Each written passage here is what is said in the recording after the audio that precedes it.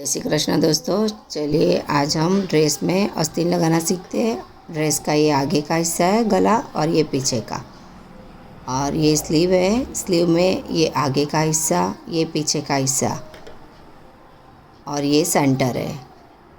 कई लोगों को पता नहीं चलता आगे का कौन सा है और पीछे का कौन सा हिस्सा कहाँ लगाना है। तो आज हम यही सीखते हैं।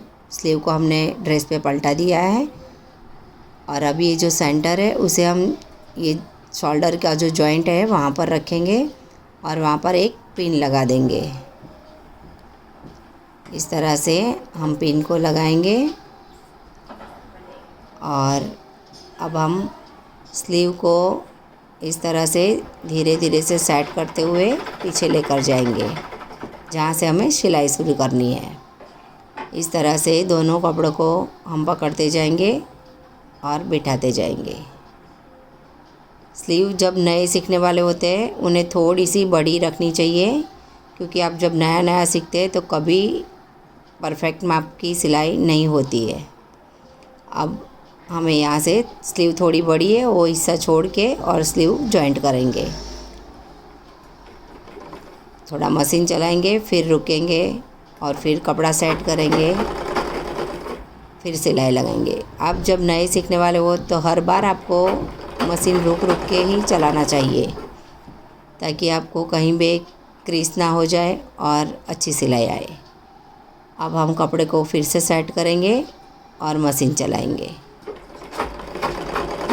इसी तरह आपको स्लीव लगाते जाना है। अब हम सेंटर तक आ गए तो हम पिन निकाल देंगे और कपड़े को फिर से सेट करेंगे, ड्रेस और स्लीव दोनों को।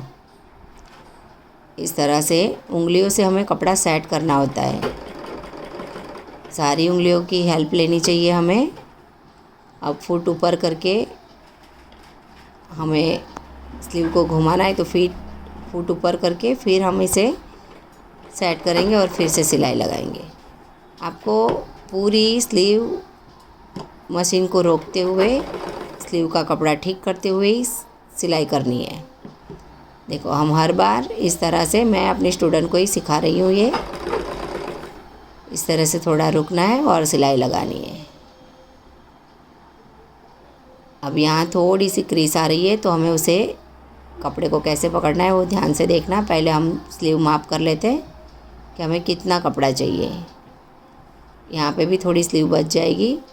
इस तरह से उंगलियों से कपड़े को सेट करना है और सिलाई लगानी है।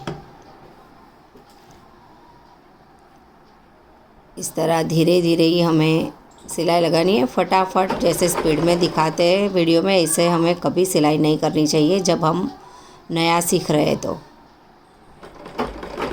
इस तरह आराम आराम से ही आपको स्लीव बनानी है। ये हमारी स्लीव पूरी हो गई है। अब मैं आपको दिखाती हूँ कि कंधे पर स्लीव कैसी दिखती है जब लग गई है। मेरे स्टूडेंट ने भी बनाई है एक स्लीव, वो भी मैं आपको दिखाऊंगी कि उन्होंने कैसी बनाई है। ये तैयार हो गई हमारी स्लीव। इसी तरह बननी चाहिए। अब उन्होंने जो स्लीव बनाई है वो भी मैं आपको इसके बाद दिखाती हूँ।